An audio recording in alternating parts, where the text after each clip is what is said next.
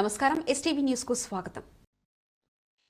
నెల్లూరు నగరంలో కూటమి ప్రభుత్వం చేపడుతున్న అభివృద్ధి పట్ల వైఎస్ఆర్సీపీ నాయకులు చేస్తున్న విమర్శల దాడులపై జనసేన నేత కిషోర్ గునుకుల స్పందించారు. సీఎస్ఆర్ నిధులపై మాట్లాడే నైతిక హక్కు వైఎస్ఆర్సీపీకి లేదంటూ, పాలనలో ఆ నిధుల వినియోగంపై ఎక్కడా లెక్కలు చూపలేదని గుర్తు చేస్తూ వైసీపీ నేతల తీరును దుయ్యబట్టారు. నగరంలో చెట్లు నాటడం గురించి రచ్చయిపోయింది. నగరం పచ్చగా మారడం మీకు ఇష్టం లేదు. చెట్టు నాటిన దగ్గర నుంచి రచ్చ స్టార్ట్ చేస్తున్నారు. ఒకరోజు 12,000 అంటారు, ఒకరోజు 5,000 అంటారు, రేపు 100 రూపాయలు అంటారేమో. కూటమి నాయకులు స్వచ్ఛంగా చెప్పారు, నాటే శక్తి మీకుంటే మీకు కొటేషన్ తీసుకోరండి, మాకంటే తక్కువగా ఉంటే మీకు ఇస్తామని. అది మర్చిపోయి చెట్టు గురించి నానా రచ్చ చేస్తున్నారు. నగరంలో అభివృద్ధి అంటే మీకు ఇష్టం లేదు. నగరం ఎక్కడ అభివృద్ధి పడిపోతుందో రాబోయే రోజుల్లో వైసీపీని ఎవరు లెక్క చేయరేమో, గుర్తుండదేమో అనే విధంగా మీ పందా సాగుతుంది. కాంట్రాక్ట్ అంటే దోచుకోవడం అనేది వైసీపీ విధానం. కాంట్రాక్ట్ అంటే ఒప్పజెప్పిన పనిని సంపూర్ణంగా పూర్తి చేయడం అని కూటమి నినాదం, అదే నారాయణ గారి నినాదం. మీ హయాంలో ఎంతమంది గుత్తేదారులు కాంట్రాక్టులు అడ్డం పెట్టుకుని అడ్డంగా దోచుకున్నారో మీరు తెలియజేయాల్సిన పరిస్థితి ఉంది. ఈరోజు నారాయణ గారు పెద్ద మనసుతో ఒక చిన్న స్థాయి వ్యక్తికి కూడా కాంట్రాక్టులు ఇచ్చి వాళ్ళ జీవితాలు మెరుగుపడేటట్టు, జీవన ప్రమాణాలు పెంచేటట్లు చేస్తున్నారు. ఇక్కడ సమస్య అంటే అక్కడ ఆయన నిలబడుతూ కూటమి ప్రభుత్వం నగర అభివృద్ధి ప్రధాన ధ్యేయంగా ముందుకు నడుస్తూ ఉంటే కడుపు మంట ఒప్పలేకుంది. ఉదయం లేచిన కాడి నుంచి మాకు ఎమోషనల్ వీడియోస్ వస్తాయి. పిఆర్ టీంకి ఎంత పే చేస్తున్నారో మాకు తెలియడం లేదు. ప్రెస్ మాట కంప్లీట్ చేయకుండానే ప్రతి మాటకి ఒక మ్యూజికల్ బ్యాక్గ్రౌండ్ హైలైట్ చేసుకుంటూ ఆయన మాటలు కూడా వినబడట్లేదు. నెల్లూరు నగరానికి చెందిన నాయకుడు చంద్రశేఖర్ రెడ్డి గారి మాటలు వినబడకుండా పాటలు హైలైట్ చేసుకుంటూ పిఆర్ టీంకి ఎక్కువ పే చేసుకుంటూ ఉన్నారు.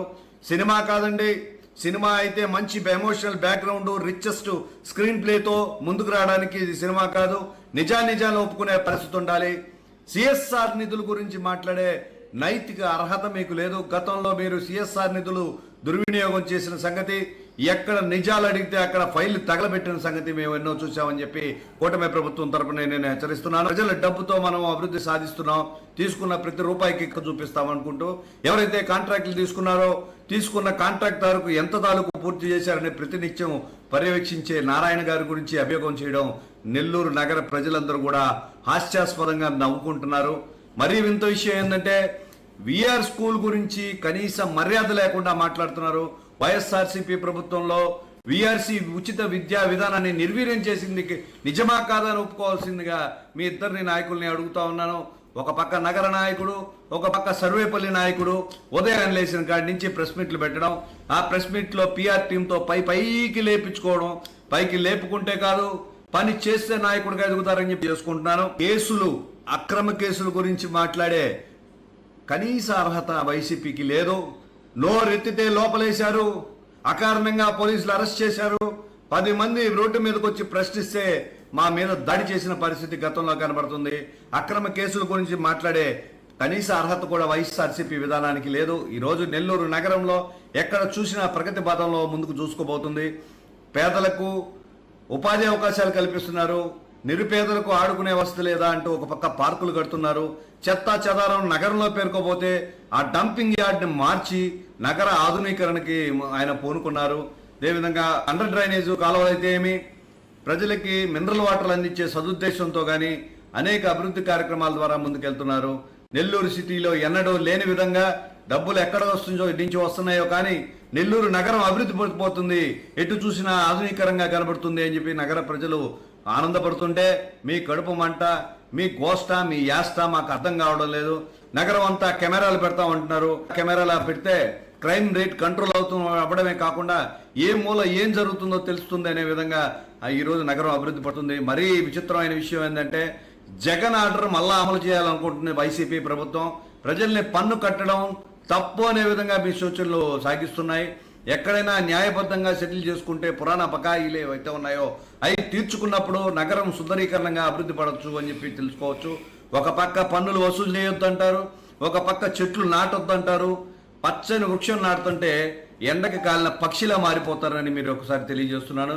ఏ పక్క చూసినా కూడా, ఏ నియోజకవర్గం చూసినా కూడా కూటమి ప్రభుత్వ హయాంలో అభివృద్ధికి ముందడుగు వేస్తుంది. ఏ పని ముందు వాళ్ళు ఎవరైనా స్టార్ట్ చేసినా దాన్ని రద్దు చేయడం, రీటెండర్లు వేయడం, దానిలో డబ్బులు సంపాదించుకోవడం, ఇవన్నీ వైఎస్ఆర్సీపీ విధానాలు. అభివృద్ధి గురించి మాట్లాడే శక్తి లేదు కాబట్టి, గతంలో మీరు సిఎస్ఆర్ ఫండ్తో చేసిన పనులకు లెక్క చూపించలేరు కాబట్టి అదే పందాలో ఈరోజు సాగుతుంది అనుకుంటున్నారు. లెక్క ఖర్చు చేసిన ప్రతి రూపాయికి లెక్క ఉంటుంది. ఏ కార్యక్రమానికి ఎంతెంత ఖర్చు పెట్టారో కాంట్రాక్ట్ రూపంలో అనేది ప్రభుత్వం దగ్గర లెక్క చూపించే సత్తా ఆయనకుంది. ఎక్కడ పని అందుకుంటే ఆడ అక్రమ దోచుకుని తినే విధానానికి అలవాటు పడిన వైఎస్ఆర్సీపీ విధానం 12,000 అంటే 15,000 అంటారు, 15,000 అంటే 3,000 అంటారు. మీ లెక్కలు మీకే అర్థం కావట్లేదు. నిజంగా ధర్మంగా మీరు ప్రశ్నించే శక్తి ఉంటే దేని గురించి అయినా మేము మాట్లాడడానికి ఓపెన్ డిబేట్కి సిద్ధం అని చెప్పి మేము అనౌన్స్ చేసుకుంటున్నాను.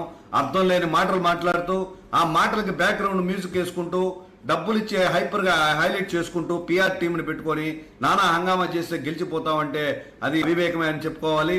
ఈ రోజున పైపెచ్చి ఈ రోజు జగనన్న కాలనీలు సందర్శిస్తారంట కాకాని గోవర్ధన్ రెడ్డి గారు మరొకరు. మరి ఈరోజు జగనన్న కాలనీల పేరుతో ఎంత దోపిడీ జరిగిందో రాష్ట్ర ప్రజలందరూ కూడా తెలుసుకున్నారు. అక్రమంగా పడి ఉన్న ప్రభుత్వ స్థలాల్ని తక్కువ రేటుతో కొనిపించడం, లేకపోతే పనికిరాని స్థలాల్ని వాళ్ళ మధ్యవర్తులు దళారులు కొనుక్కోవడం, వాళ్ళకేమో పెద్ద పెద్ద విల్లాలు కట్టుకొని పేదలకు కనీసం 6 అంకణాల స్థలం లేని వైసీపీ ప్రభుత్వం ఈరోజు ఏ మొహం పెట్టుకొని దాన్ని పరిశీలించడానికి పోతున్నారని కూడా నేను తెలియజేస్తున్నాను.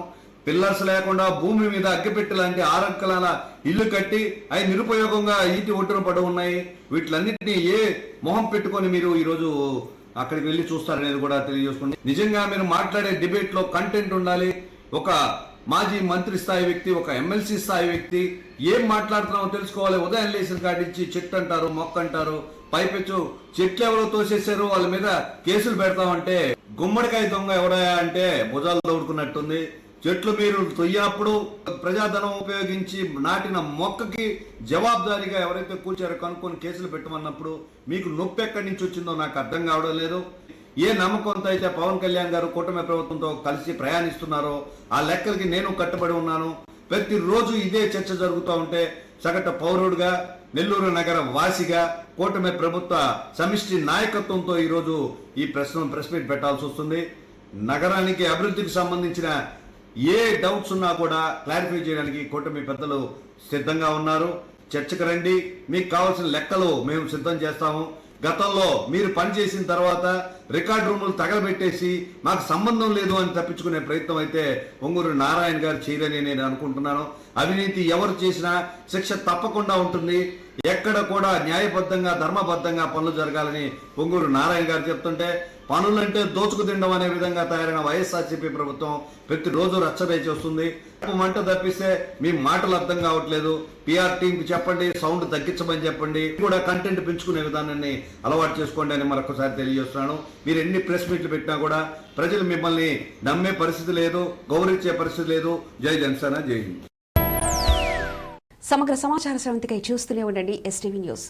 ఇవి ఇప్పటివరకున్న అప్డేట్స్. మరో బులెటిన్ మళ్ళీ కలుసుకుందాం. నమస్కారం. మేము చేసే వీడియోస్ మీకు నచ్చినట్లయితే లైక్ చేయండి. అలాగే మరిన్ని ఇంట్రెస్టింగ్ అప్డేట్స్ కోసం మా ఎస్టీవీ